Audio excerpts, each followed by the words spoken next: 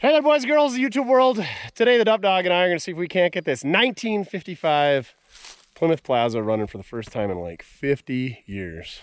So the story on this thing was, a couple buddies of mine were out driving around, found this thing sitting at a guy's place. He said, we parked it in the 70s at some time, he thought.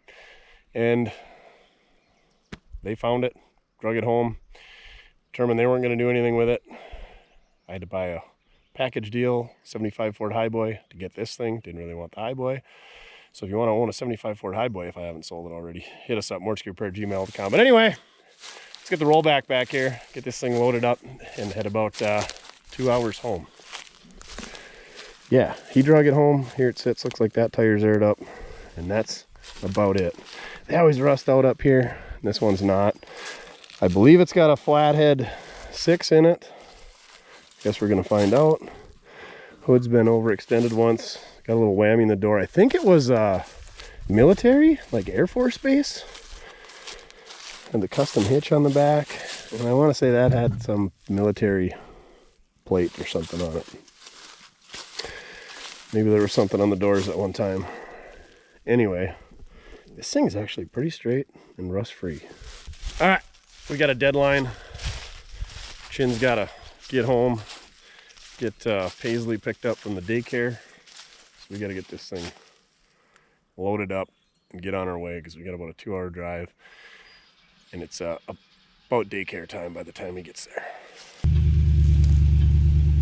The wood ticks are so bad out here.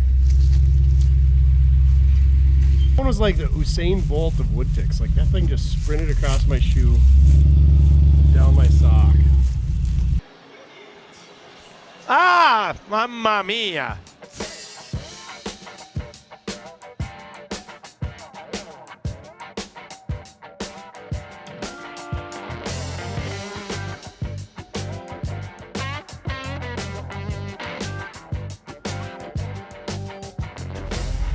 I tell you what, that'll roll back. Make short work of these things. All right, let's head her for home. Got her tied down. Let's do this.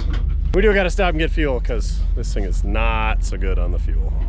Duff, look at you. So handsome. You missed out on loading this thing up while you were having your spa day. How's that go, puppers? Oh, you're so pretty. So soft. All right, she's windy. Front 2 tires are down on this thing, so let's get those jacked up. Hopefully the brakes spin and put a couple tubes in the tires or find different tires or whatever we got to do to get this thing to roll off the rollback. This rollback is a lifesaver, freaking good. We drove, I don't know, just about 2-ish hours. You didn't, to get this thing. And this thing worked essentially flawlessly. Got a couple things to address, but so instead of wheel studs, these things got bolts, and we better double check to make sure this side. Oh yeah, there's the L, left-hand thread. All right, let's do this.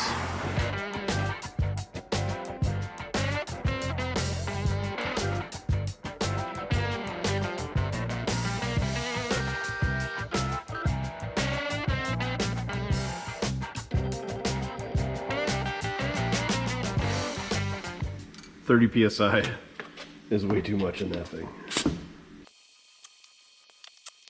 This thing's looking a little rough. She's a 670-15 made in USA. I don't see a name on it. It's premium. But look at this. She's used up. Yeah. This is one of the most used tires I ever seen. I don't even want to get my face close to it. Premium, that's all it says, premium. All right, let's go get this thing on there and try not to lose any teeth doing it. Put my safety glasses on, so at least I'll look cool when it blows up in my face or my armpit.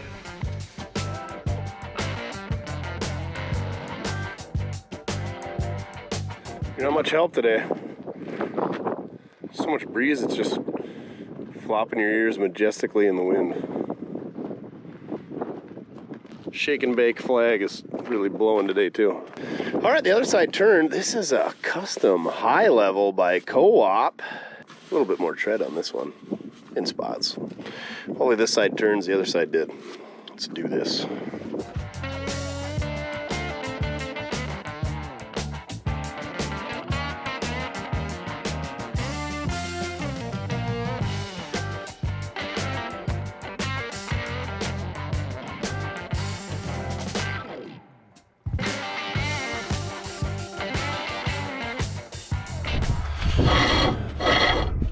Sounds real good. All right, I'm gonna go fix a tire quick. We'll have this thing rolling in no time. Duffers! Let's pressure wash this thing so it looks nice and pretty. I think we can knock that dent out. A little body by Mortske. It'd be a lot easier if the door would open. You open hoods, not doors. Let's try this side. Not looking good for the home team. Well, I do know that we had the driver's door open to get out of the trailer, so I guess we'll go through that door. Add that to the list of things that need to be fixed. Okay, this door did open.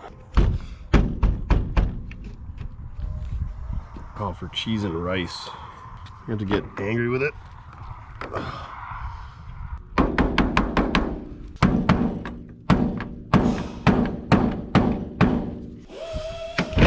There. A little ripe in there, Duff. Also looks like the floorboards and front seat are Bluetooth. And that's a lot of raccoon poop. If we can get the doors open, maybe we'll pressure wash out the inside. Yuck. I think that's what we're gonna do. No vacuum. Even Duff's like, I'm too pretty to be in here.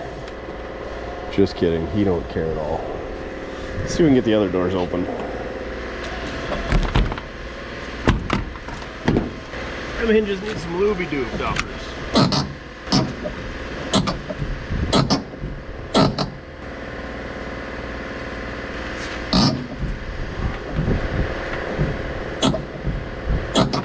So nasty in there, Duff. Apparently they used that one as their bedding and left the seats alone. That's the critters with the large turds. I think a seat flips down. Ooh, oh dang it, the headliner's torn. That's kind of neat with the pleats in it. Fixed it. It's the lug nut. Fixed it. How about the tailgate? Not a chance. I don't know that we're gonna be able to body by Mortske that dent out of the roof. Whew. Oh, it's not all rusted out on the bottom. It's kind of an elaborate hinge system they got there. How does this work? Oh, there we go.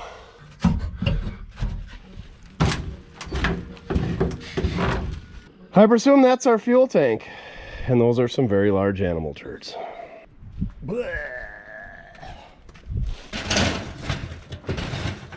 No doubt that fuel tank is unobtainium. What do you think, Duff? Suppose that tank's any good? I'm sure they took it out and it was fine. Yuck. All right, let's get these doors open. Seems the latches work when you operate them from the inside.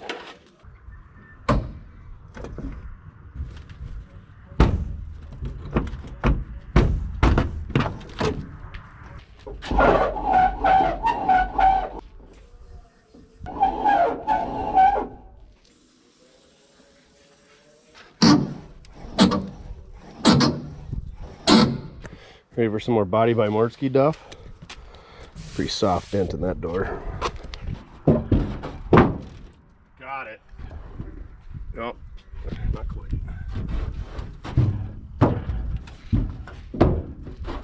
Most of it anyway.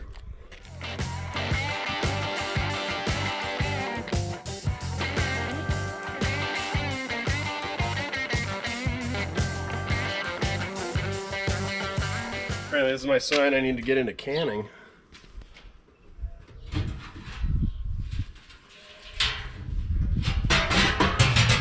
Tire cover. Should we start with the inside, work our way out, Duff? Yuck.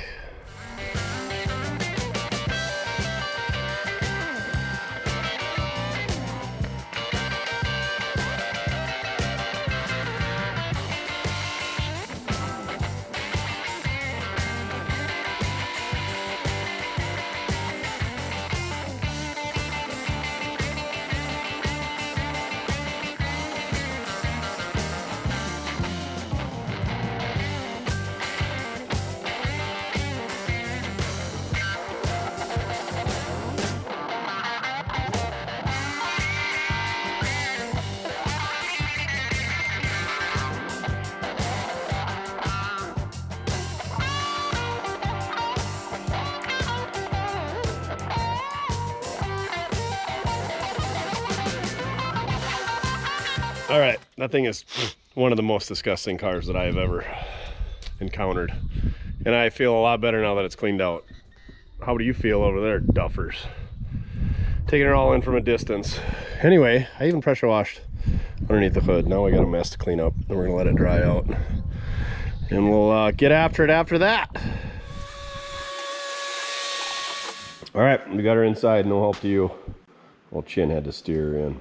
So the history that I know on this 1955 Plymouth Plaza, originally it was sold to an Air Force base. We believe it was the Grand Forks Air Force Base in North Dakota. And then it was traded in, somehow ended up in Cooperstown, North Dakota. And that's the general vicinity where I picked it up from. And the gentleman who got it there said he picked it up at the dealership in Cooperstown, used it for a handful of years, and he actually was pulling hay wagons with it. And it sounded like the clutch was getting bad, so it wouldn't pull hay wagons anymore. And so they parked it in the trees. So hopefully we got enough clutch there to drive it.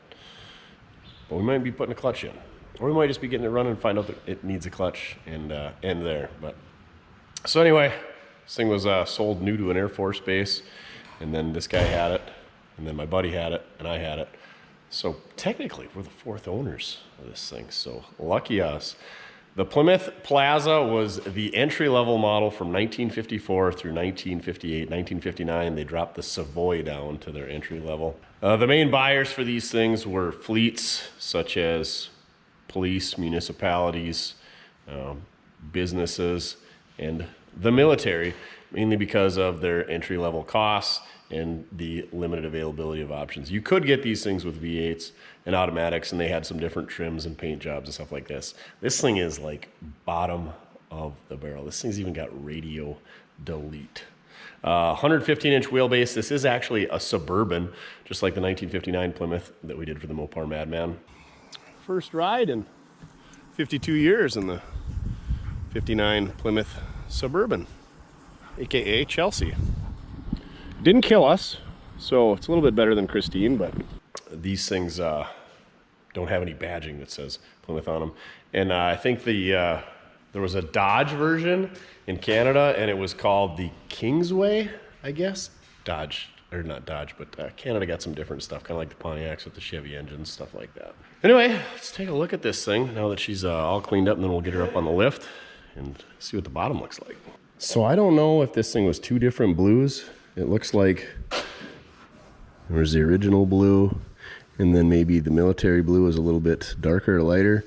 Looks like it's had a little bit of body work done. There's a Hui there. This is pretty much the only trim on the whole car. It's right below the window there.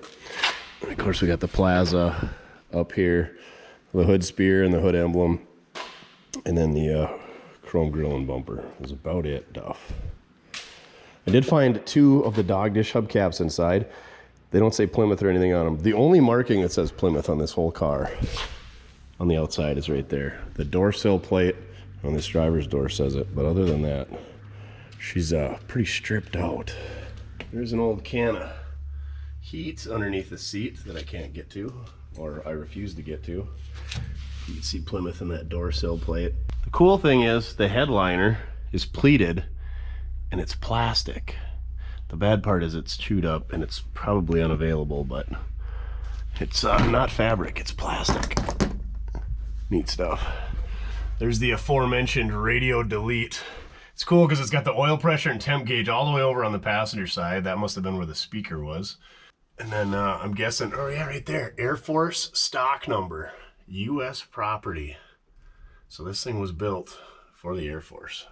I'm guessing this keychain is Air Force dog tag related. 3 on the tree, 8,687. So she just rolled over 100. Look, it's got pan lights, whatever that is. Oh, panel, I bet that stands for. Looks like somebody added an aftermarket choke. Wipers over here. The heater controls are way over here. I'm guessing this is the fan and that's your temp.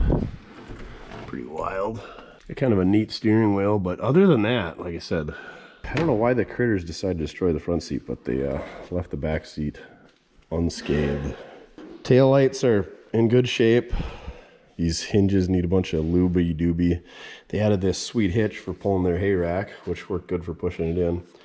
I'm guessing this was some type of license plate, something for the military. Like I said, I think there was a tree that had fallen on it. I think when he sent me a picture of it, there was a tree on top of it.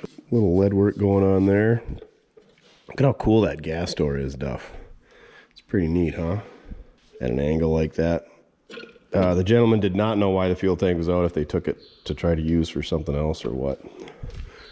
There's a little bit of surface rust starting there. Yeah, it cleaned up really good. A little bit of dent that we didn't get out with the Mortske dent puller. The hood's been overextended, and there's a little rust in that dog leg, but otherwise this thing is pretty dang straight and rust free.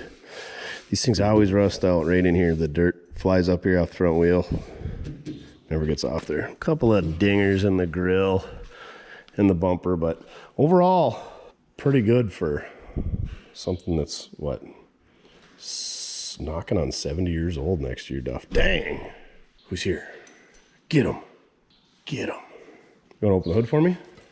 Absolutely. There she is. The flathead 6. Hopefully the valves are not stuck. Well, that's going to end the day here at Mortske Repair. It's all there. Generator, fan belt, alternator, radiator hoses, even the tray for the battery. Yeah. Fruit jar master cylinder, single barrel carb. Mopar was all about putting these giant heater boxes that covered the entire firewall. They use that forever. Looks like it's fiberglass too. All right, let's lift her up. Let's see what the bottom side looks like.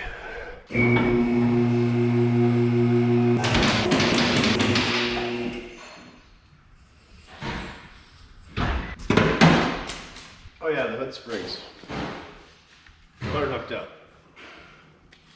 But I got one. Let's take a look at the bottom side of the old Pizza Plaza. Ooh, I think somebody got her stuck and tried throwing a chain around that. Those almost look fresh. I wonder if the guy who was dragging this thing out for him didn't throw his chain around that core support. That was not a good idea. We hooked right on the control arm, but I'm guessing this thing was sitting so deep in the dirt that he couldn't hook to the control arm. Because yeah, she was in the black dirt. Anyway, these things come with a sway bar. They're kind of integrated into the lower control arm. No kingpins.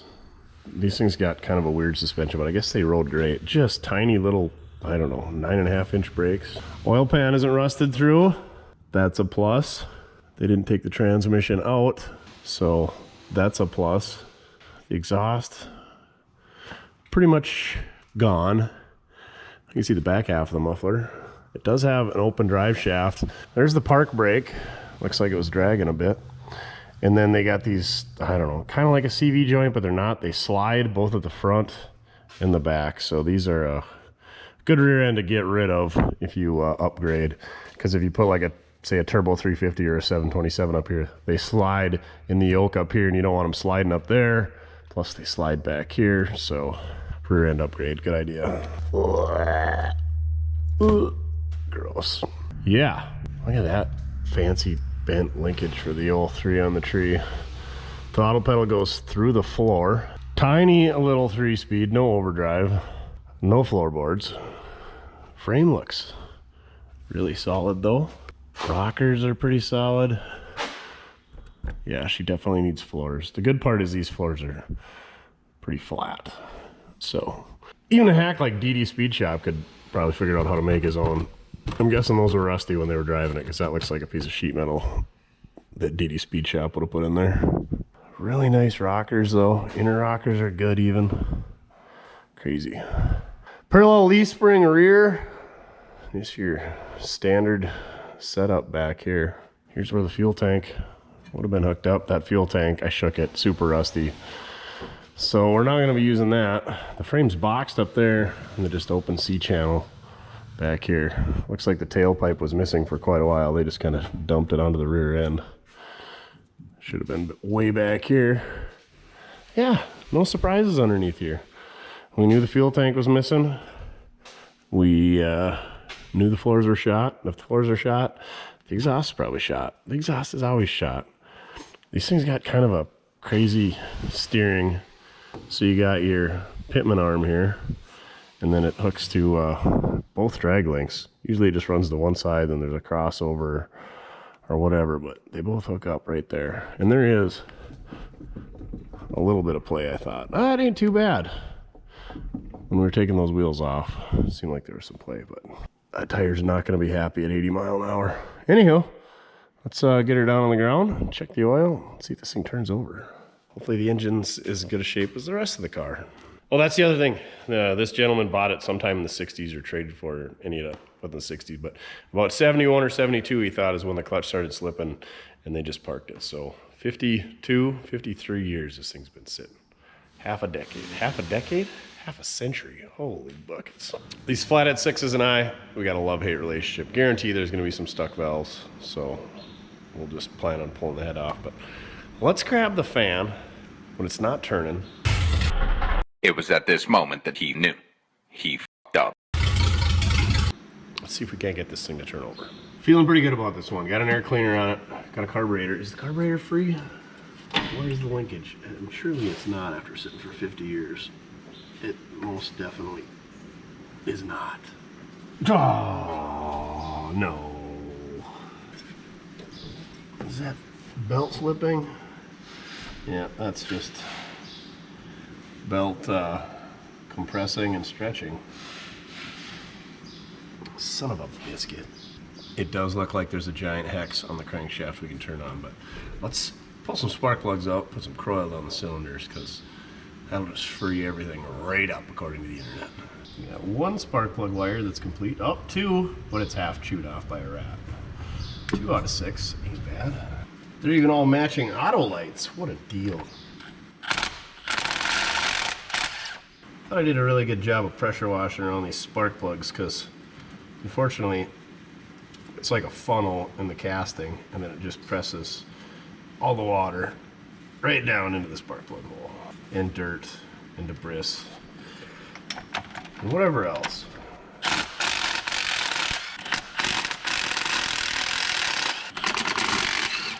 Excellent application for the Screwed by Mortske repair screwdriver, now available in stock in multiple colors.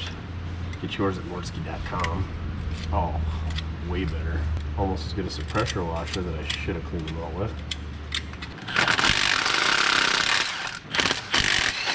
All right, coil time. Hold on. Ooh. Ooh. Ooh. So none of these spark plugs actually look that terrible. But based on my experience with flathead 6s, Mopar flatheads, Ford flathead V8s, inline 6 flatheads, international, doesn't matter what it is, seems like there's always stuck valves, and you can't get at the valves on these things through the spark plug hole. And it seems like we're having some issues with pistons being stuck. So instead of spraying a bunch of lube down there and just muddying up the situation later, if we gotta pull the head, and let's just pull the head right now. They're pretty easy to pull off, and then we'll see what we're getting into, because flathead 6s always have stuck valves, and we're gonna be unsticking them later if we get it loose. So let's just do it right now. It won't take long, especially at warp speed. Really, all we gotta do, it looks like we got a ground strap here. We'll have to take this vacuum line off, the throttle linkage, choke cable. Here, let me get these spark plug wires out of the way. Easy peasy, a lemon squeezy. And then, yeah, bada bing, bada boom. We'll have the head off, and we can get at everything that's in there, and we'll rebuild the head gasket before we're done. Like nobody's business.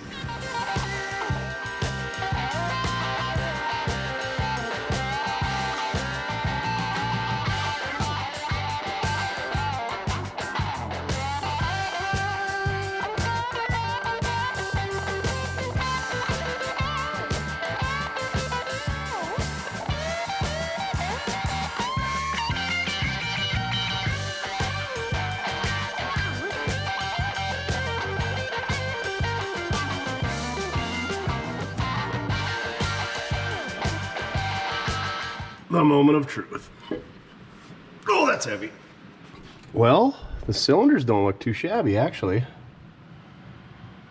A lot of rust build up on top of the valves, so we'll get the vacuum cleaner and clean that out. But the cylinders look really good. And this is why I'm a proponent of pulling the heads off on these flatheads, because it's super easy to take off. Then you see all that rust and debris that's in there? That's got to go somewhere. So if you just leave it in there, it's going to get stuck below the valve, on top of the valve, in the cylinder, the bottom of the piston, wherever. Well, now we can clean it out of there properly, and then plus, you're going to have stuck valves. Every frickin' flathead out there has got a stuck valve. So we're going to deal with those. Model A 4-cylinders, flatheads. Those have stuck valves too. So we can address that properly, break it off good and clean up here. So let's get the vacuum cleaner, clean these out, lube them down real good, and then lube the cylinders, and then we'll get this thing turned over, and then we'll worry about snapping valves off. We're not snapping valves off today. We are not snapping valves off today. We're not snapping valves off today.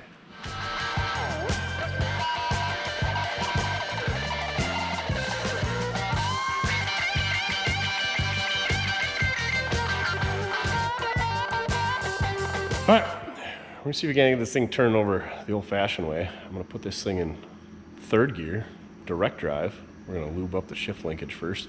You got some coil sitting in the cylinders and the valves. Do a little rocky rock action. See if we can't get this thing to move. The cylinders look really good, so hoping just turns right over. You got much faith there, pretty boy? I think it will.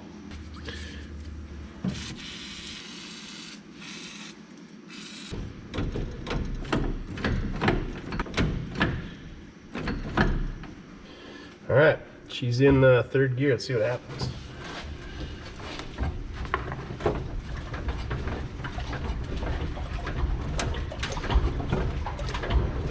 Oh boy. No such luck.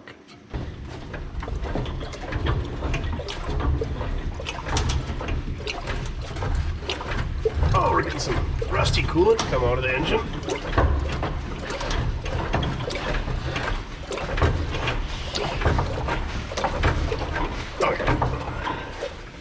All right, 2 of us tried rocking that thing to no avail. So we're gonna lift that thing up in the air and take the inspection cover off, try getting it to turn over that way. Thanks for your assistance. Yeah, you too. All right, now let's see if we can find all the hardware. There's one, there's another one hidden behind that speedo cable. I'm guessing one behind this road draft tube, but one there. See if we can get them to all come out of there. This one might be difficult to get out with the road draft tube.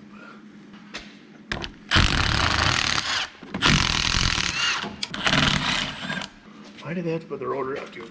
Oh, it turns perfect. Rotates right out of the way. Well done, Mopar. Well done. Is there more than 4? Oh, looks like there is some up there. Maybe. Super scrapers. They're available at mortske.com, right? Meow. Hurry up. Get them while you still can, because they're flying off the shelves. And you'll have to wait till we get the next batch. What the heck is holding this thing on? Oh, that's not a cover. That's a bracket for the clutch return spring. Good to know. Hey, there's the bolt we're looking for. Okay, still no improvement. What the French is holding you?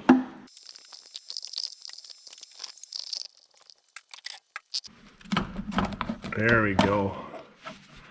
All right, how much mouse house and clutch material is going to be in here? All of it. She's packed pretty tight. Little mouse house, little grease, little clutch material, combination of all of the above. The trifecta, as they say. Yeah, it's been a while since she turned. Those teeth look like an Oklahoman's. Never mind, they're present. Okay, well, let's put our bar on there and see what we can do. All right, we got El Jefe out here. It's been a while since he's been part of the channel. Talking about Oklahoman's teeth, I hope I don't knock any of mine out doing this. Here goes nothing. Ooh. What is stuck? We try going the other way. Oh my word. What a regular bar. There we go. I think it went. Money in the bank. Where's the starter at on this thing? Whew. It's up there. I was worried it was going to be MIA. And I don't have any spare Mopar flathead starters around that I can think of. Geez, sounds a little rough. That was definitely a valve sticking and coming back. Sweet. Sweet! Oh. That was a little rough. Real rough. Is that the clutch? We'll worry about that later. So close to making a full revolution. And then it stopped. Well, let's do the right thing and try going back the other way.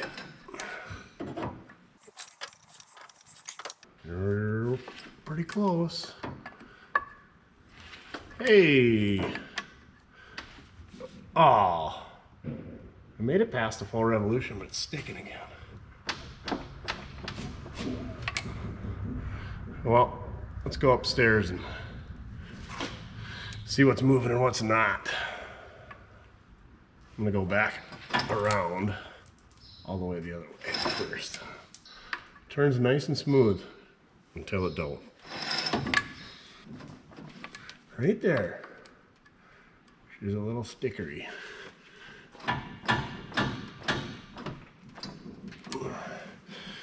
Let's go look up top, see if we can determine what it is. Not really seeing anything suspicious up here, and surprisingly, it looks like one of those valves is stuck. Usually, key indicators if two valves are open at the same time. And usually these valves get stuck open, but sometimes they can be stuck down. That being said, this guy is barely open. So that one might be stuck. One of those two might be stuck. And then this piston won't come all the way up. And usually a piston will go all the way down because there's nothing blocking it on the bottom side because the oil pan's usually sealed up. But the top side, they can get stuck at the top of the ridge. So these two, number 1 and number 6, are almost all the way up where it's stuck. So maybe we'll turn that back a little ways and then we'll try to clean up that ring ridge a little bit. Maybe that'll get it turning all the way over. But it could be a valve that's stuck down, but this one started coming up and the rest don't look that rusty. This looks like one of the rustier ones. So maybe that's our issue. We'll find out. Keep working on it. All right, spun her back all the way the other way till it stopped. We got a stuck valve there because they're both open. That back one, they're both open. These are both open.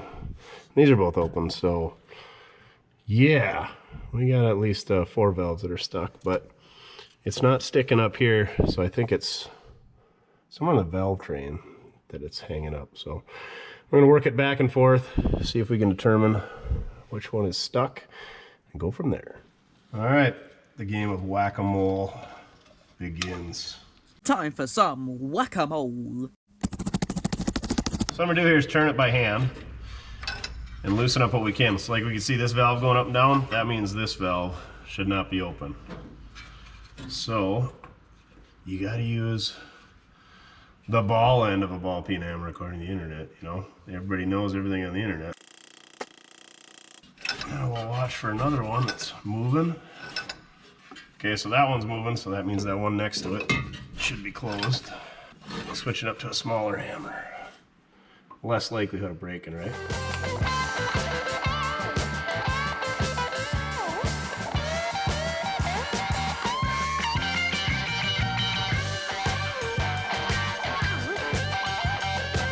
Talk about a nerve-wracking job. We're getting no action on these front 2 valves, so that's not what you like to see.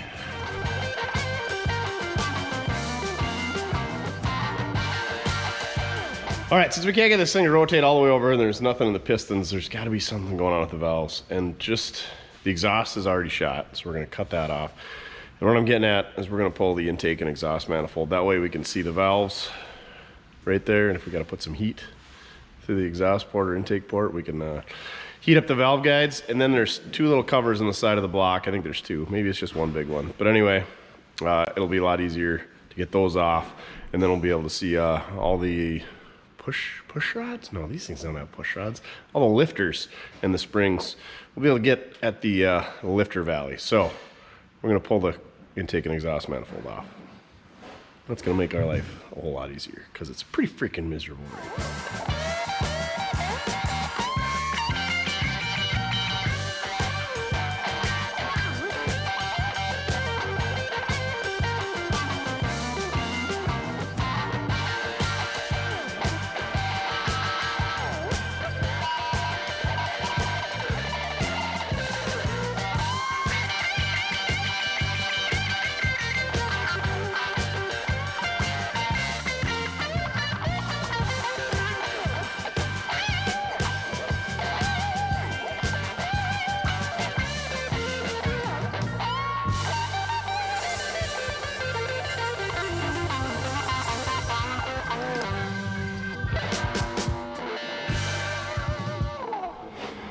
All right, we got her off there. Now we just got to take these 2 thumb screws on each cover off, and then we'll be able to get at the lifters and the springs.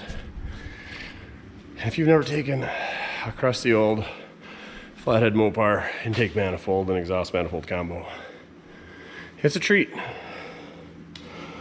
So there's 2 great big long studs here and here. This one, of course, snapped off at the nut, and then it snapped off at the head. And they're a tight fit, so you gotta walk it off of there. I know, easy on the walking off jokes. Then also, there's one down here that's hidden. Everybody forgets that one. I lied. This is a ball and ball carburetor with a Rochester choke, automatic choke mechanism. And that one snapped off at the head. So it was great once it snapped off. I worked up quite the sweat getting that thing off of there. All right, now let's get those inspection covers off and see what's going on in the old valve train.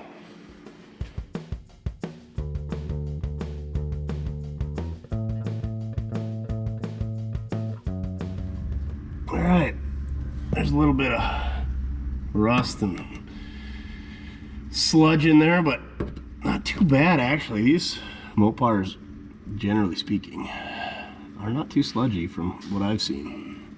So now we're gonna make sure each one of these little itty bitty tiny baby lifters are going up and down, and work our way up to the valves from there. I laugh every time I work on one of these Mopars with their engine mounts. The floating power stamped right into it. Man, they were proud of those. Excellent advertising, by the way, Mopar. We know this #1 exhaust is a culprit, so I'm gonna see if we can't put a little heat through this exhaust port. We'll wait till we get to the #1 slightly open, #1 intake slightly open, and then we'll heat her up, start tapping it down. I think it's stuck in the guide.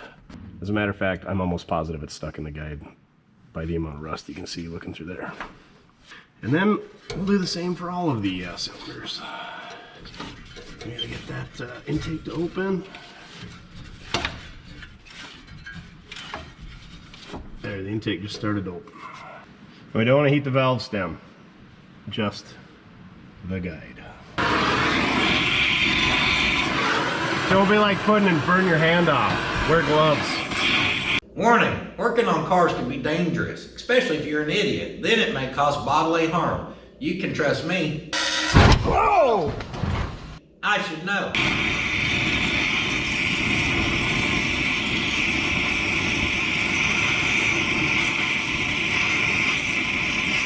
We're not actually cutting anything, we're just heating. A little heat goes a long ways, just like the decal says. Now we'll ever so slightly tap the head right off this valve. All right, we're gonna give her some more heat, I guess. First I'm gonna tap on our lifter just to ensure that that in fact is down. Well, it was up, but our valve should have pushed it down. We're gonna give all them a little loopy-doobie action down here as well. Because you could have a lifter that's stuck, but it's not likely. Not as likely, I should say. All right, round 2, fight. Round 1, fight!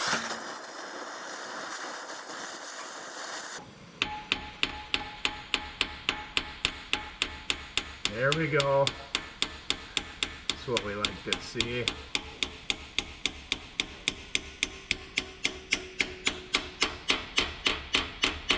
One down.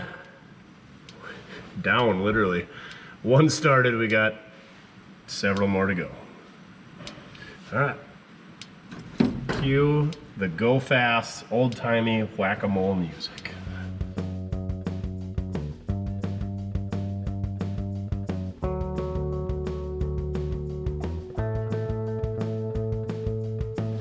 So it looks like the intake valve on number 5 is not moving for us at all.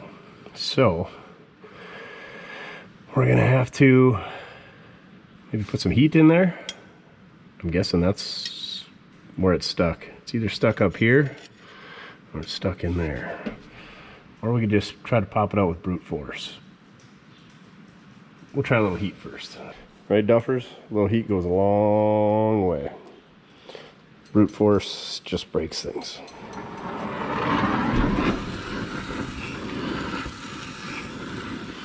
Try to melt out some of the rust in there, maybe? I don't know.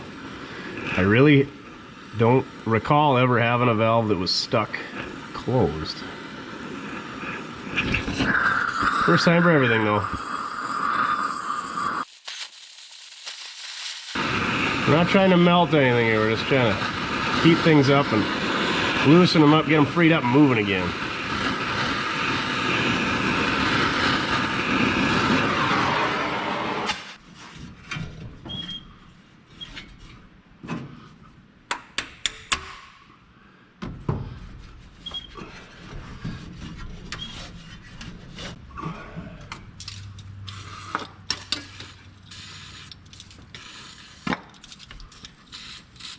We're gonna need a fresh can of Croil here shortly.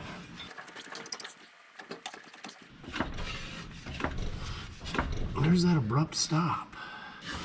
All the pistons seem to be going up and down, so we shouldn't have a rod doing anything funny, like hanging outside of a block, like the last one of these we probably worked on. But that intake valve on number 5 is definitely not moving for us.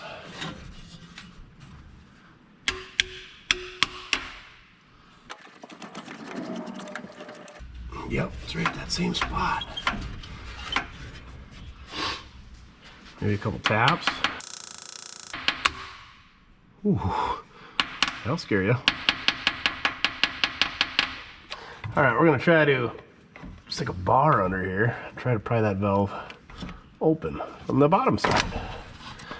Maybe, maybe not. Like I said, I'm new to this.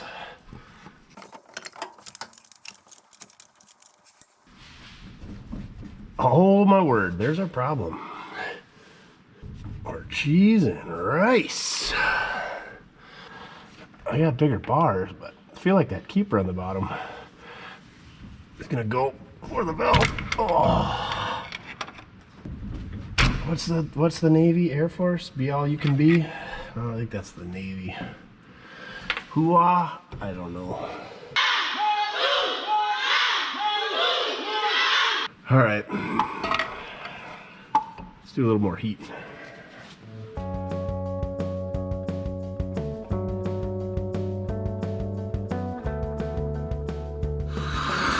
So I think what we're gonna do this time is I'm gonna heat this up real well, and then we're gonna go underneath, and I'm gonna ramrod that flywheel, and hopefully it just pushes it right out of the valve guide. What can we do for you today? I was going to bring you a transmission today, but the tranny's done, but he ordered the torque converter, and the guy that he called him and asked him why it wasn't there yet, and he said, oh, I forgot to order it. Oh no. So maybe tomorrow? Oh, that isn't so bad. Friday? Of course, as I was underneath prying on this thing, I could hear the camera beep, so I don't know if it caught it, but Bruce Force. Bruce Force. John Force's brother, Bruce. Brute Force got her loose. Now we got to get them all opening and closing on their own. What do you get when you combine John Force and Bruce Lee? Bruce Force. Surely this valve isn't going to want to go back down on its own.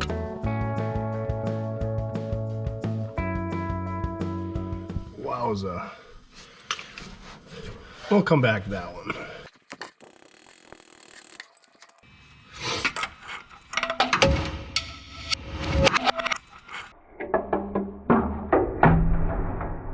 It's okay, I didn't need that.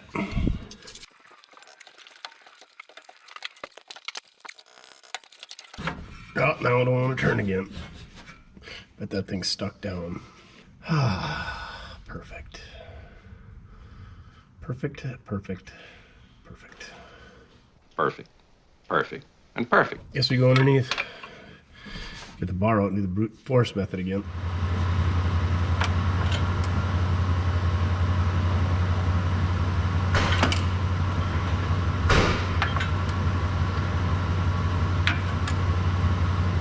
All right, I think we're gonna leave this one till last because that's giving us some pretty big fits, and then we're just gonna, well, that one is too.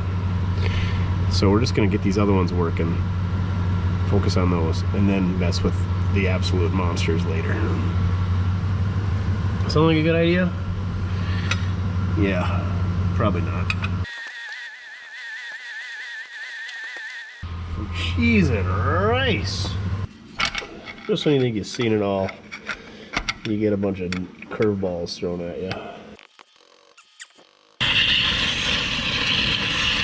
Forgot my gloves. Whoops.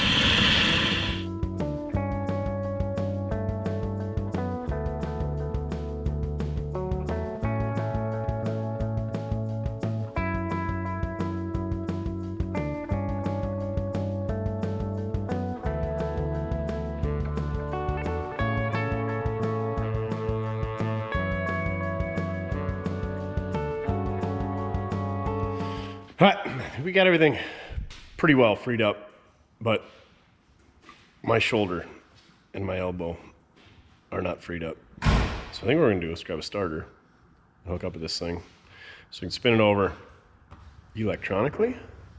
Is that the word? Anyway, automatically. That's probably not the word. Not manually.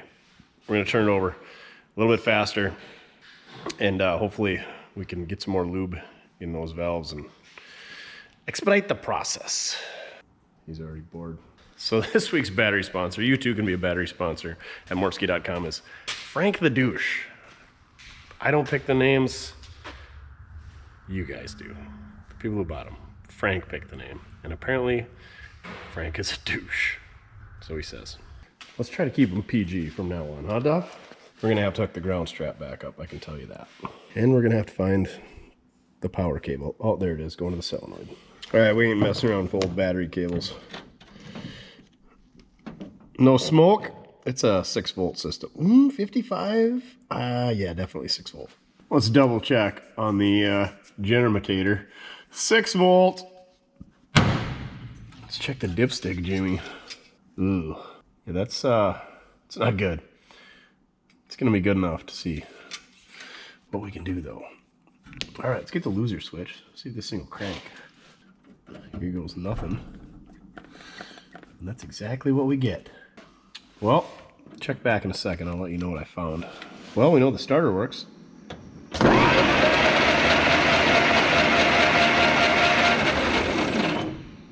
And we know our connections are good. Let's grab a different solenoid and try that. All right, multiple. Use solenoids later. We finally got one over here that's working. So now we can start playing electronic whack-a-mole. Busted out fresh can of Croyle because I'm sick of this, so we're trying to expedite the process in any way that we can. Okay, after what seems like an eternity of playing whack-a-mole here, we finally got all the valves going up and down on their own. So I'm gonna take the old wire wheel, clean up the top of them valves. That way, hopefully the crap that's on top of them doesn't end up getting in between the valve face and the seat, because then it's not sealing up. So I'm gonna do that. I'm not gonna hit the whole head gasket surface because I don't want to clean that up because we're reusing that head gasket. So hopefully the crap that's on there matches up with the crap that's not on the head gasket or vice versa. Right, Duff? Yeah, scratch the crap off. All right, wire wheel time.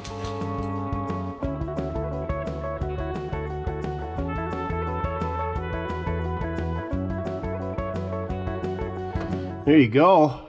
Fresh overhaul by Mortske. Even clean up the pistons. You can see they say 030 on them. So she's 30 over. She's hopped up. For our next trick, we're going to get Dan from DD Hack Shop to come in here with a 5-gallon vat of silicone, high temp of course, and he's just going to shmoo it all over, slap this thing back together. That's the great part about high temp is it's like Chevrolet orange, so it just, you can paint the whole engine and everything with it. Just kidding. I'm going to clean up that head gasket slightly, and then we're going to throw some head gasket in a can on it and throw everything back together. But I think I'm going to do that tomorrow morning because this thing is whooped me today. Got her bright and early today, Duff. Yeah, we're going to get this thing running today. The old Pizza Plaza going to be a ripper. I hope so. So we got this one stud that snapped off. We got to get it out of the manifold here. And I haven't determined if we're going to get it out of the side of that block. I feel like we don't need it. It's just for the exhaust. So we're going to have an exhaust leak. I don't have gaskets, so we're not going to clean this up. We're going to just throw her back together. I haven't determined if we're going to put any silicone on it or not, but let's be honest, it needs a valve job, so it needs to come apart again anyway. So we're going to knock that stud out, play with the carburetor a little bit, see if we can't get her. Never mind. The carburetor is free. Sweet. So we're going to knock that stud out and maybe dab just a little silicone on there. We're not going full DD Speed Shop.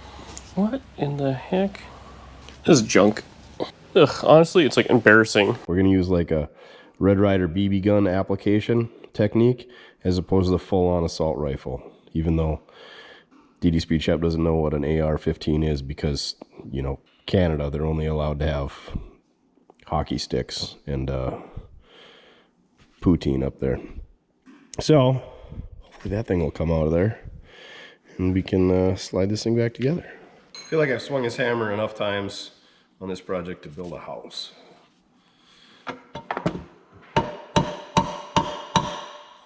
It's moving.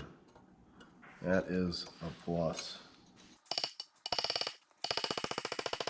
Got it.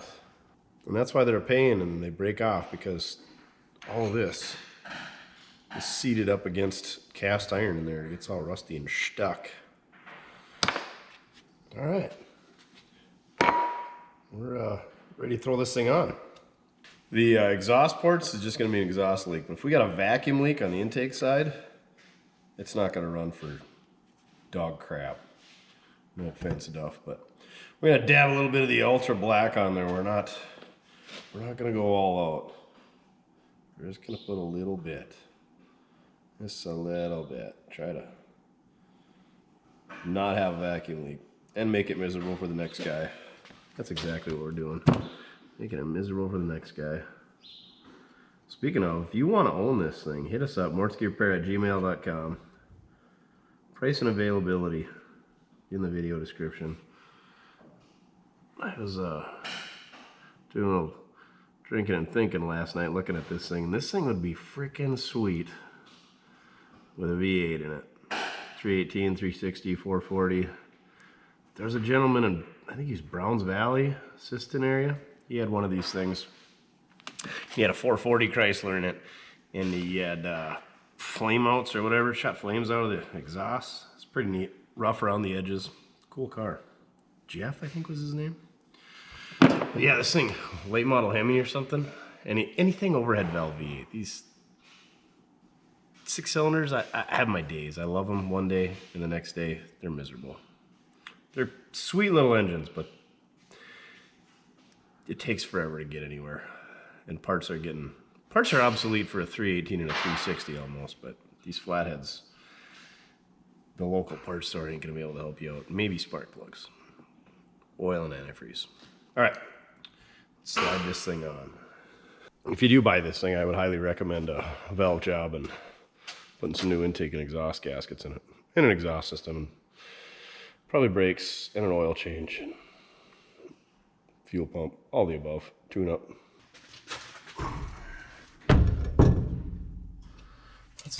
Oh, son of a biscuit.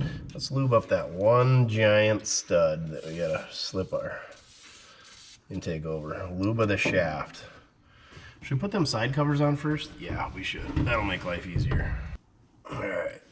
I do like how Mopar put these little thumb screws on these side covers, as you can see, for easy access, you know, in case you want to adjust your valves on the side of the road and you don't have any tools.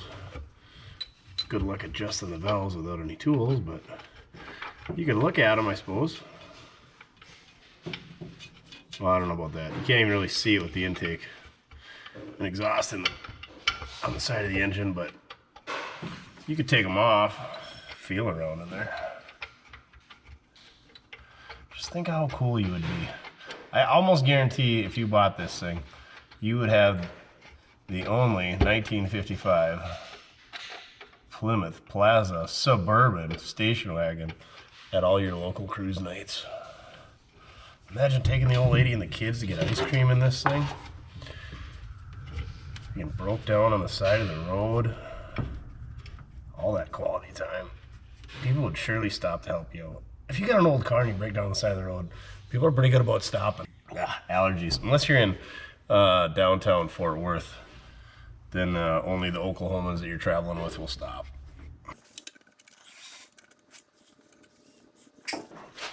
Now we can put the manifolds on. When they do make speed part for these things, split manifolds, dual carb intakes, oh yeah.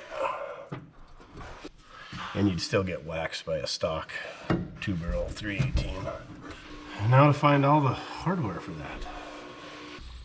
So Chevy 6 kind of does the same thing. You gotta have special hardware. We got these big heavy countersunk washers. They almost look like they're made out of brass. And then a tapered 3/8 fine thread nut. Your worthless information of the day. But don't you worry, that same hardware doesn't go everywhere. It only has certain spots that it fits. And of course, I did not keep track when I took it apart.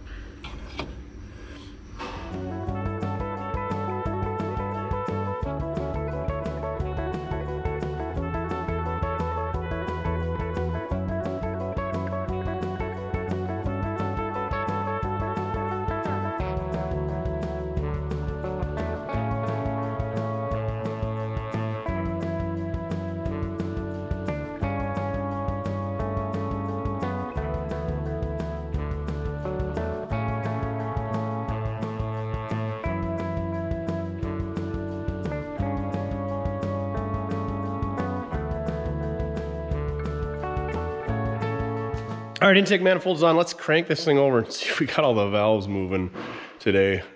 I know I'm a little slow in the morning, so hopefully these valves aren't as well. Because my luck, I just throw the head on there and then find out that these valves decided to stick overnight. We don't want our ratchet bouncing around. Here goes nothing.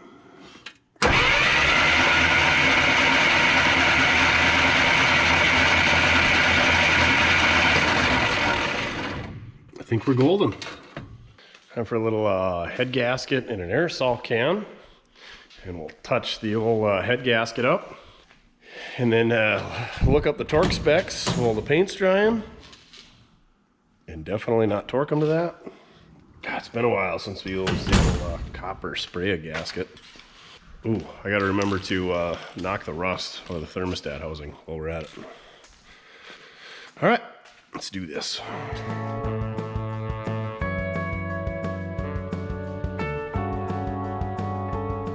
All right, you've been overhauled. Ah! Yeah! and roll, baby! Up top. Oh! Hey, hang on, man. Hang on. You're on overhauling. Tech tip of the day, take your temporary head bolt out. That's your ground strap before trying to set the head on.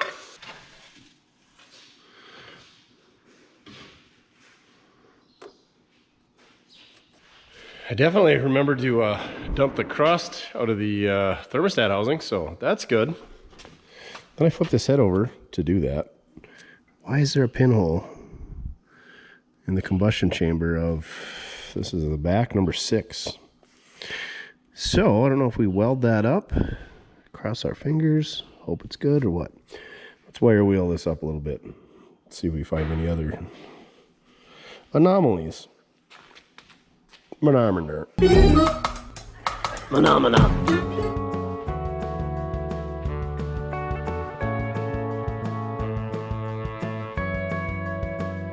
All right, welder up, grounder down. Yeah, that welded real well. Sarcasm. But we did notice there's a plug on the top side, so somebody must have drilled that out or something. I don't know. Anyway, it's double plugged. We should have all the compression now. And that's where your heater connection goes. You can tell by the way that it is. This is an aspen. You can tell that it's an aspen tree because of the way it is. All right, let's put this thing on finally.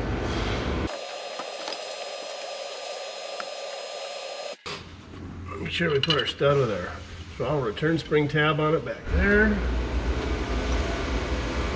And then we gotta put the one for our battery cable up here somewhere. Other than that, they're all the exact same size. And we definitely cleaned up these threads and lubricated them and taped them. And everything else to set ourselves up for success. No, we definitely didn't.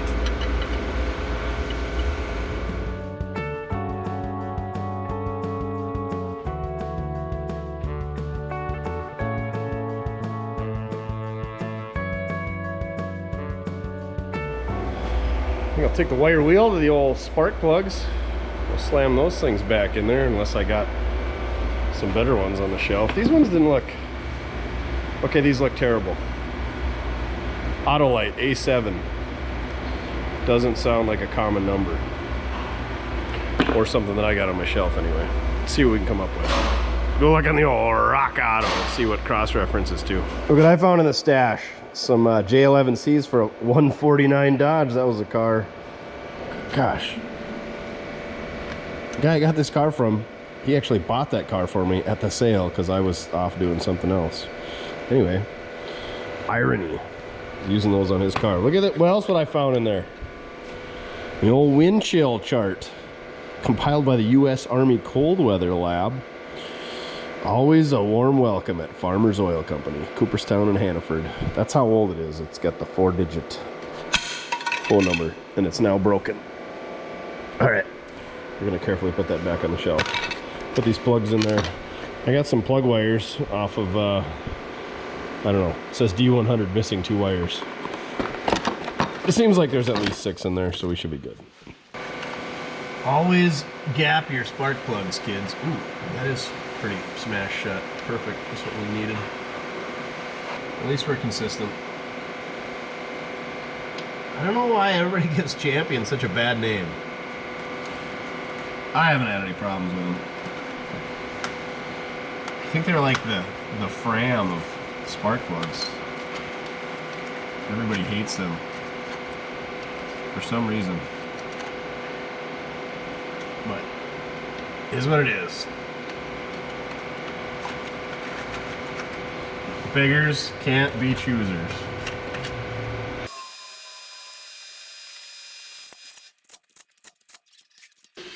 Now to figure out where the number 1 is at. Oh, we better hook our ground cable up. We gotta figure out where the number 1 plug wire is at.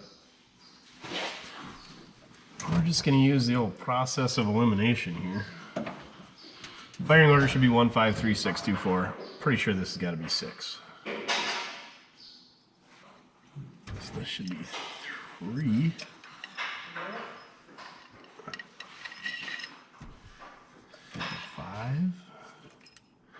Yep. I am the smartest man alive. Oh my gosh. Number 1's got a red boot on it. Brilliant. Oh boy, I don't know if he's gonna be long enough. We're gonna find out. Distributor must be a lot closer to the spark plug. Oh yeah, the spark plugs come in from the side, not on the top of the engine on the old slant 6.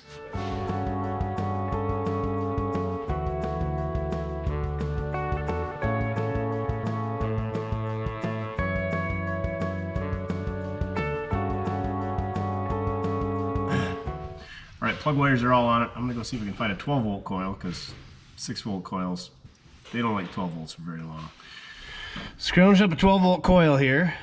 Neat part about these is the wire actually screws onto the distributor, and it's not so neat that it's chewed off, but we just clipped onto what's on there. But it'd be easy to make a new wire because you just need an eyelet and take that screw out.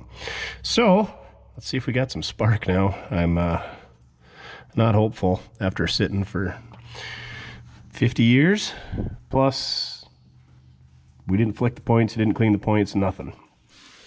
Gonna come check it out, Duff? What do you think? Well, see you later. Oh, big gulps, huh? All right.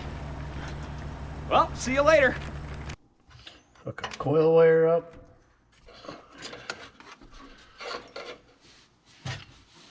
Here goes nothing. Let the electrocution commence. Oh, our starter wire seemed to have come undone. There we go. Probably should have checked this before we put spark plugs in. Easier on our starter. Nothing. All right, let's give the points the old Mortske flick. And what better way to do it than the screwed by Mortske repair magnetic screwdriver in stock now, multiple colors. Get yours, mortske.com. All right, we got our coil hooked up, so if they were trying, we should get some spark. Oh, there was some spark.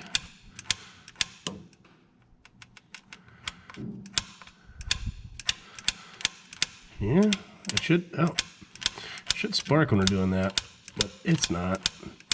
Maybe the condenser is shot. Let's try her again.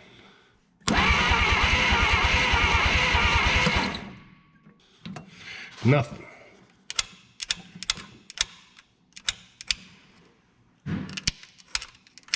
There's definitely power in there.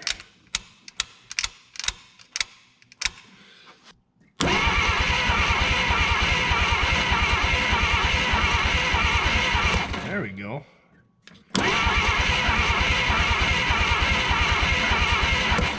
She's pretty faint, but it works. The Mortske flick, it always works, unless it doesn't.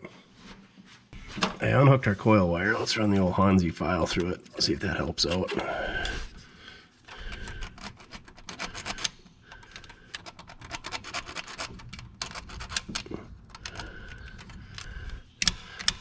Give the old Mortske flick a few times. Got our coil wire hooked back up to the battery. Let's see what we got now. Oh yeah! Good spark. So put her all back together and get the old hot sauce and see what happens. Alrighty, let's fill this ball and ball carburetor up with some hot sauce. Leaking everywhere out the carburetor, just the way we want it. Hook up our coil wire. There we go. Which way's open? Slingshot engage. Slingshot engaged.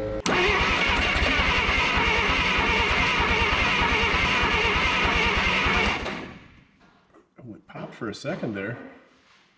Come on, baby.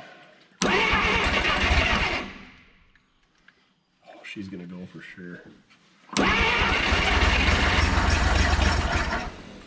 Look at that. We took a 1955 Plymouth Plaza Suburban Special that's been sitting for 52 years. Bunch of stuck valves, stuck engine. We got her to breathe fire. Let's see if we can get it to run a little bit longer.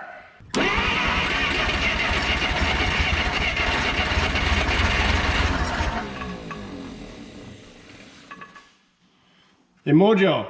Yeah. Want to come give me a hand? We'll call him the expert. Look at this. Sprinting over. That's freaking service. You want to run the loser switch? Okay. Give her a whirl.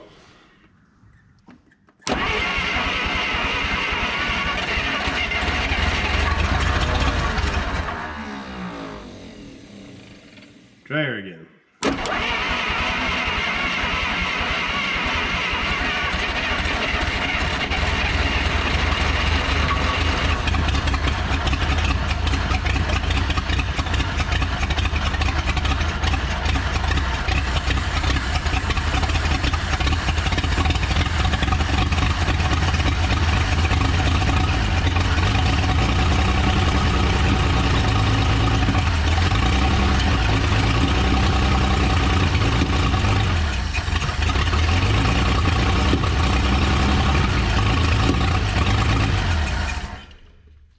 Sounds pretty good, don't it? Yeah. We could take this down Texas. Cruiser to Texas. Cruising. We might have to open a door in here. All right, you heard the man. Cruising her to Texas. I'm gonna hook up the vacuum advance because I'm guessing we got a vacuum leak there. And that'll maybe make our vacuum advance work. And then try to hook up some type of fuel system. And maybe we'll put some coolant in there. I haven't determined that. We should probably drain that oil because it's full of croil. That's what we're gonna do. Put a little croil in it. It don't run terrible, but it don't run good. All right, let's unhook our coil wire and get that nasty oil out of there. I'd hate to ruin the bearings in our fresh engine. Wish we'd have saved the oil out of White Lightning or something like that we could put in there. Need to service Reggie. That'd be some good oil to put in there. These things are a beast. Speaking of beasts, the bull haulers are out driving their Peterbilts with stacks. 1.1/8 plug in this thing. If there's a mouse in the oil pan, I'll be able to fit through. Ooh, that's a lot of water coming out. Good news is it was at the bottom.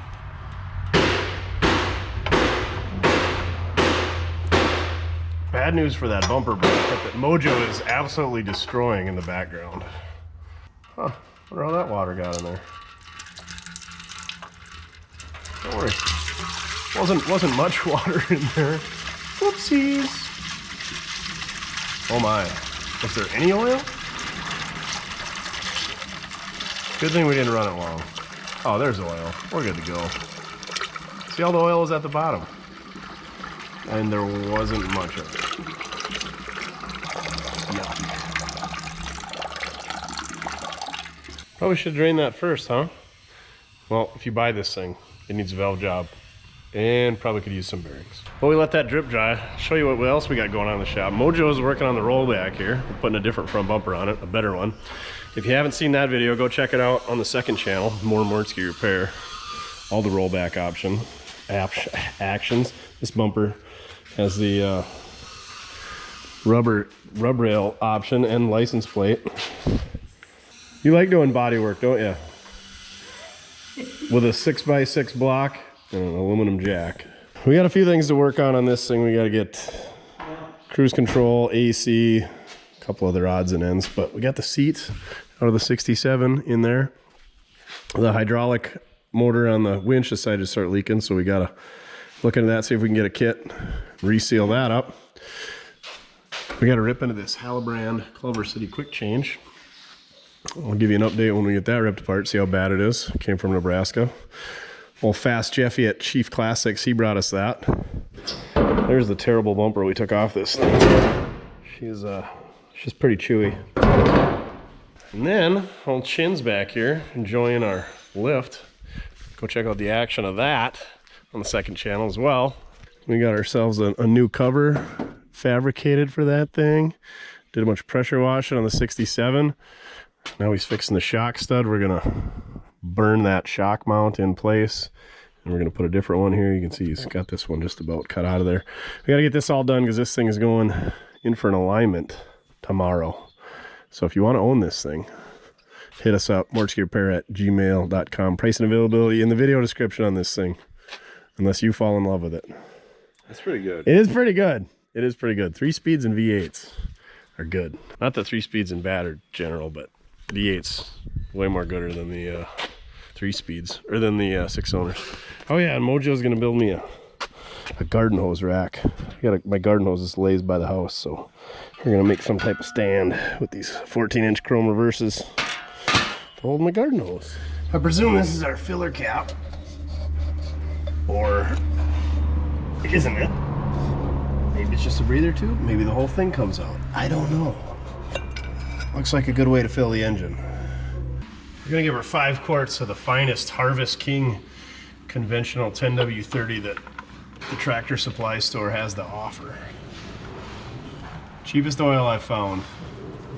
Farm stores. God dang it. I feel like that tube should have stayed in there. Would have made it easier to pour. All right, let's try this again. Good news is my floor is thoroughly coated in Croil. So a little 1030 conventional will blend in quite well. She's gonna be good for another 109,000 miles now. Make sure to put our fill tube back on there.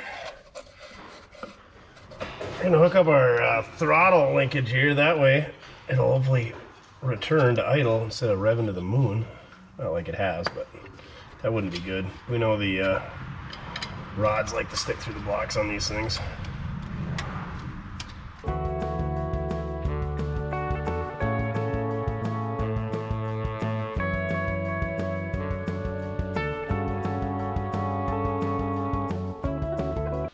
May as well hook up our vacuum advance while we're here.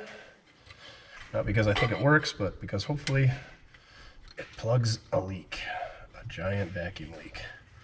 Can't imagine we got any of those with our reused intake gasket. I'm gonna see what we can come up with for a fuel line. Get some type of gravity feed action going. Because I feel like if we hook a pump up, it's gonna push past the needle and seat. And yeah. Just pour fuel everywhere. All right, let's turn on an electric fuel pump. See how bad she leaks. We got her adjuster. It's just gonna pour all over. I know it. I know it. Oh my gosh. You're such a good little ball carburetor. That's okay to pet your balls on camera if you're a Mopar fan. This is fantastic. All right. Maybe it's not getting any fuel in there. I don't know. No way the accelerator pump works. But it does trickle some fuel in. Trickle might be an exaggeration. Let's light this sucker off again. I'm sure it's gonna run way more gooder with fuel supply and some fresh oil.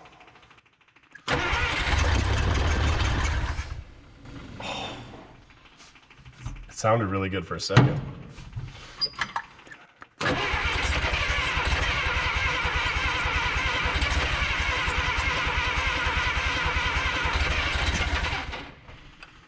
Oh, I wish we had that choke hooked back up.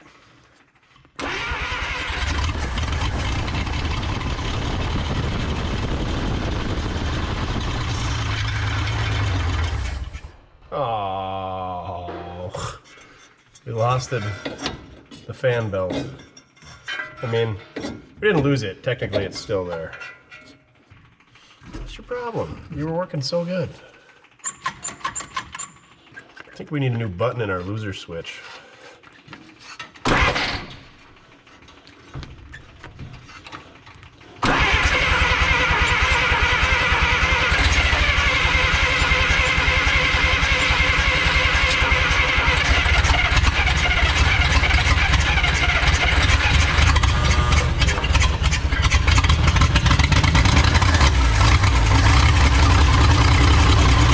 We are experiencing technical difficulties. Please stand by.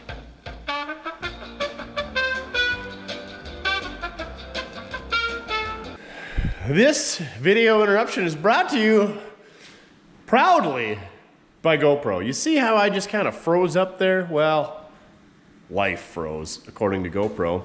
Anyway, when Shin was editing this footage, he's like, yeah, I hate to be the bearer of bad news, but yeah, all your footage of getting this thing running isn't there. So we got to clean the shop back out. I already put this thing out in the weeds, wrapped the video, all that good stuff. So we got to empty out the shop, go hook onto that thing, try to get back in, and you get to watch me act like some of the other channels do. I'm not good at it with my excitement of trying to get this thing run. Some of the footage is there at the end, so it's going to be kind of cut up. But anyway, just to make clear that this thing run and show you guys that this thing run. My allergies are absolutely terrible today, so excuse me. We're going to drag this thing back in. I'm going to throw a coil back on it. I'm going to put a fuel tank on it and put a battery in it. I got to go grab battery cables again, put those on it, and then hopefully it runs again. I'm sure it will. If it doesn't, bad things are going to happen. All right. Let's do this, Bernie.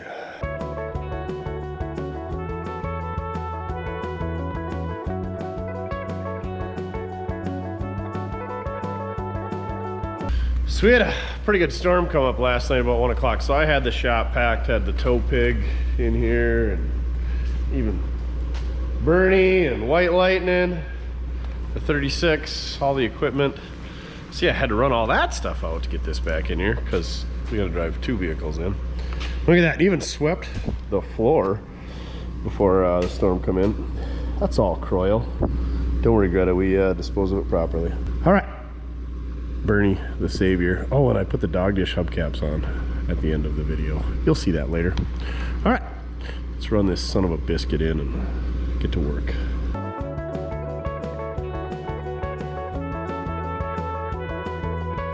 Duff isn't even actively participating today. He's like, we did this a couple days ago, so I gotta open the hood myself. Oh yeah, this one requires a hood prop. Because we only got 1 hood spring and it's not even hooked up. Did you look at how nicely I put it back together? Even left the plug wires and the new spark plugs for the next individual. Hooked the, okay, I just set the top radiator hose in place and set the air cleaner on. She's a little breezy today. And I don't think you guys want to listen to the old shake and bake flag, so we're gonna close the door. And she's a little swampy. I think I saw like 88 degrees yesterday. I don't know what it's getting up to today, but with all that rain last night, she's sticky. All right, I'm gonna go grab those battery cables and the coil and the battery and the fuel tank and the fuel line adapter. Oh, I even hooked the stock fuel line up. We gotta take that off. So we're probably gonna have, no, we don't have to pull the air cleaner off.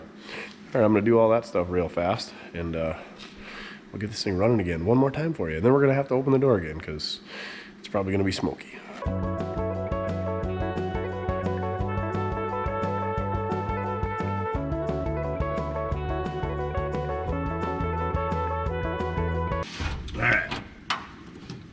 Up the old loser switch here, see if she still cranks over.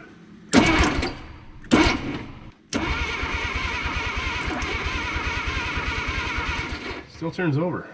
So a couple things you guys missed. It threw the fan belt when we were trying to start this thing, and now I'm just glancing down at the crank pulley.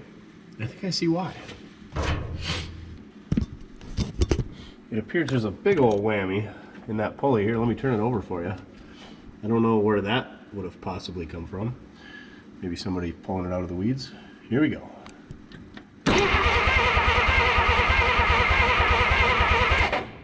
It's funny that belt stayed on there as long as it did. Anyway, I'm gonna pull the fuel line off the carburetor and I'm gonna put my own little makeshift steel line on there. And then I'm gonna adapt. Woo! There's allergies today. I'm gonna put my 12-volt pump on there and tank. Believe it or not, I never touched that carburetor. I maybe tapped it a couple times, but it wasn't leaking. I just tapped it because that's what I do. It's like clicking the tongs together before you fire up the grill. So anyway, we're gonna hook up the boat tank and the 12-volt electric pump. I'm gonna fire this son of a biscuit up for you. Hook up our clickety-clack. You can hear it running into the carburetor. Hook up our coil wire It's the orange one right there. Here we go. Slingshot engage. Of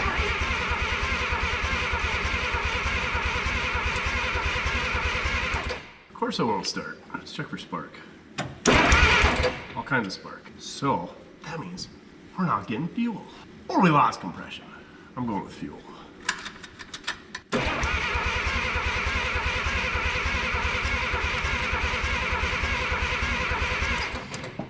Not even a sputter. I swear it, folks, we had it running. It actually ran pretty all right too. You definitely should become a YouTuber. It's so much fun. Usually get most of the takes in one cut because I'm that good.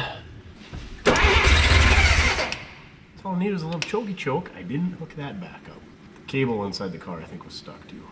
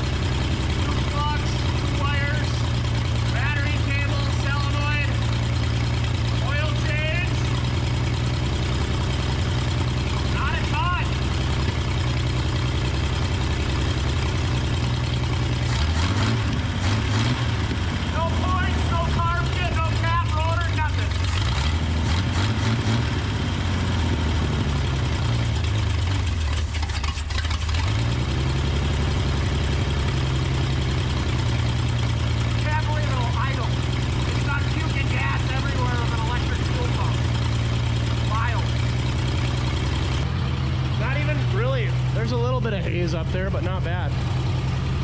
They said the clutch was bad. Duff won't ride in it because the seat sucks and the floors are wide open and it's just unsafe.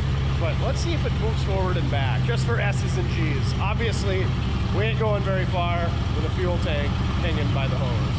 I mean, it wouldn't be the first time we dumped one off the vehicle, but let's check her out. Hopefully I don't take off because I got no way to shut it off in the car. Bernie will stop it. Maybe I'll open that overhead door.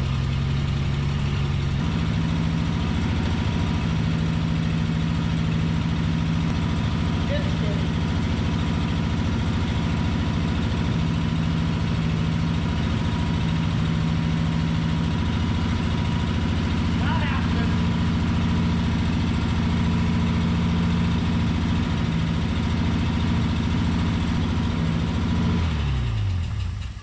She's probably getting a little bit warmish without any coolant. I don't see a hydraulic clutch.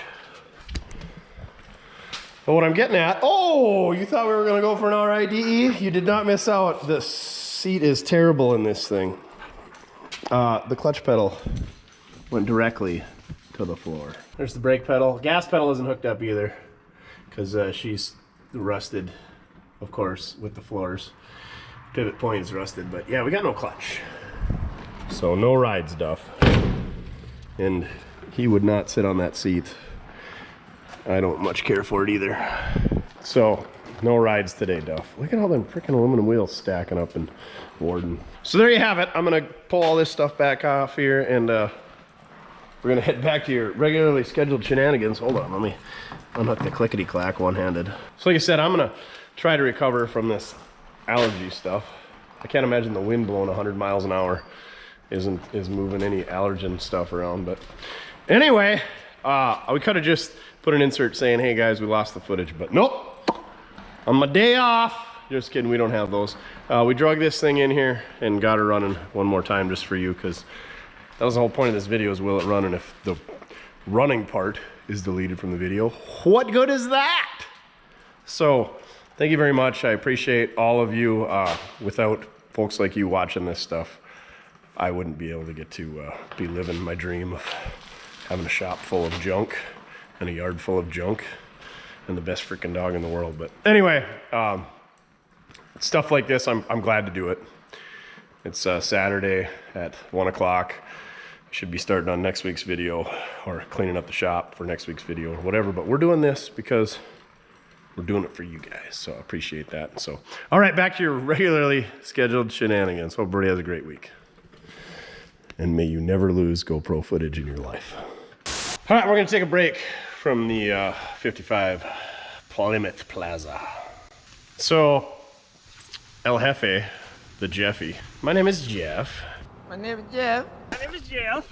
He's from Nebraska. He's got Chief Classics. They do a bunch of revivals, Will It Run's Pontiac stuff. Go check him out, Chief Classics, on the YouTube. Anyway, he was coming up to pick up a couple Pontiacs. If you haven't seen that on my rollback video, go check it out, second channel. And anyway, I checked Marketplace down there because I knew he was coming up with a 2-place trailer. Couldn't find a car, but I found a quick changer, and it's a Halibrand.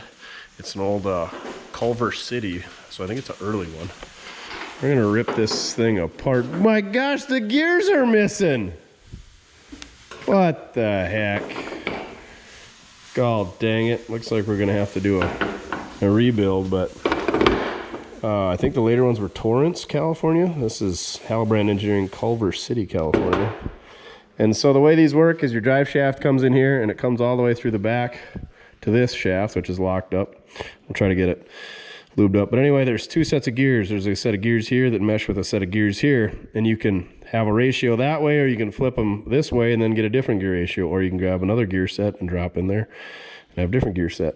And these use 30, well, you might even use Model A's, but anyway, use a banjo style tube axle, so like a basically a 32 to 48 Ford type axle. And this one's actually got like 36 to 39 Ford truck drums on it. It's got the wide 5-bolt pattern, and it's got full floating axles. This one's missing the axle shaft, but that side's got the axle shaft.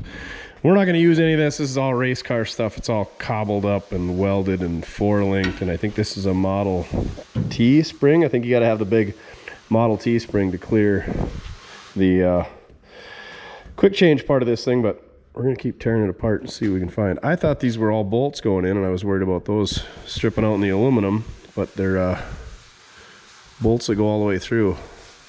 So, keep ripping into it, see what we see, but apparently somebody's been in here before and got all the good stuff out. But I think you can still buy gears for these things. And I'm guessing these are just off the shelf ball bearings, but they're pretty rough shape, Mojo says. Right, Mojo? Right. All right. Let's rip it apart and see what we can find. Well, how the heck are you going to get that off there? Torch. Well...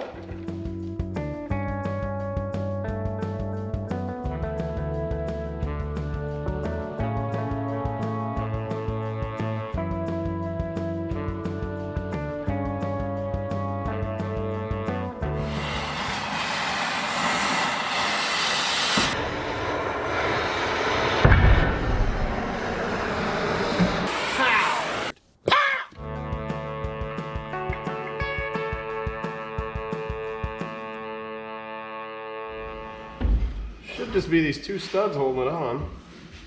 And maybe a little bit of corrosion. And maybe a little bit of orange silicone. A mouse nest in there. Oh. 3-46. March of 46 that axle tube was made. Not by much.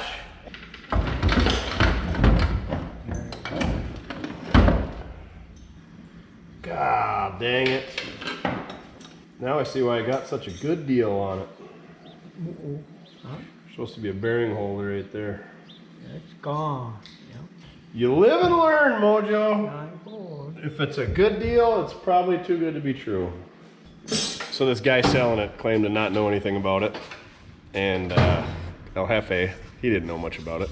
But there's supposed to be, this is common, there's supposed to be a bearing holder and a bearing that goes right there that holds this shaft, and yeah, it's all busted out of there. And there's no parts inside.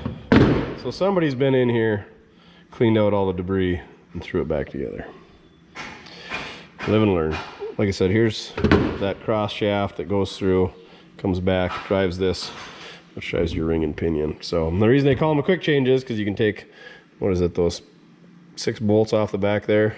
You can flip those gears around or put whatever gears you want. And the advantage of that is if you were going to a different length circle track or had different, whatever the slicker surface or a faster surface or whatever you want to call it, or if you wanted to go drag racing and it was 1/8 mile or 1/4 mile or elevation change, or you put different transmission in it or put a different engine in it with the, and you want to change the gearing, give yourself a quick change. So I paid $500 for this thing. I got taken. Live and learn. Cool wall hanger, and like I said, could fix it, but it's going to cost a ton of money to fix. The beauty of buying, gosh, probably 60, 70-year-old hot rod parts, you can't win them all, folks. So I guess we'll probably just hang this on the wall, maybe piece it back together. I don't know what we're gonna do. Like I said, these are, I think, Ford car axle tubes. They must have put this, I thought it was a drain plug, but it looks like it's a stop to adjust this over, which it would ride against, I don't know, metal on metal. I don't know a ton about how these are all set up, but I know some of them use these full floating truck axles, which this was used, and some of them use car axles. Obviously this has got the big full floating truck stuff, where at least if you broke an axle on this, it shouldn't, the whole hub can't slide off. Or with a car, if you break an axle, the old Fords, that's what holds them on, is that nut on the end of the taper. So, yep. Bad day for us. And then I think, yeah, like I said, car axle tube, and then this is a car leaf. Ouch, that's hot, like somebody just cut it with a torch. Son of a biscuit. And then these are car tie rod ends that they made a 4-link setup, and then they just slid the car tube inside of this truck end of the axle tube. It does have juice brakes. So there you go. Your worthless information on Alibrand quick change rear ends. All right, boys and girls, I think that's where we're gonna wrap this 1955 Plymouth Plaza. We got this thing running for the first time in 50, 52 years, something like that. A lot of valve work, a lot of patience, which I don't have a whole lot of, but yeah, usually we like to get for a drive, but this thing, between the seats being completely shot, somebody refused to get in there and sit on them. They told us the clutch was bad when we got it, so we know it's gonna need that. We know it's gonna need brakes. We know that tire is a Maypop, she's ready to go. So we're just not gonna do it, because if we schmucked into something, that and all the farming that's going on right now, there's a lot of equipment going up and down the roads, and we don't want to get in their way, and we don't want anybody to get hurt. We don't want to schmuck up the front of this beauty here. So yeah, it's pretty cool. Oh yeah, and then we'd have to move the fuel tank, we'd have to do some wiring. It's just, I think that's where we're gonna wrap her up. We're kind of running out of time this week anyway, and I'm burned out. So on to the next one. If you want to own this thing, price and availability down here in the video description. You got a title for this thing. It is a super cool car, like I said. You either got to completely go through that flathead 6, put a clutch in it. I personally would put a late model overhead valve, either a 318, 360, small block Chevy, LS, late model Hemi, what have you in here, and an overdrive, and a 8 3/4, a 9-inch, or an 8.8 or something out back, and make a really sweet late model cruiser. It's gonna need floors, but other than that, I mean, the body is pretty dang good. There's a couple dings here and there. There's a little bit of rust on that fender on that side, but this thing is super solid and pretty gosh dang straight for a car that's coming up on 70 years old. A couple holes in that bumper, a couple dings in the front bumper. The usual suspects.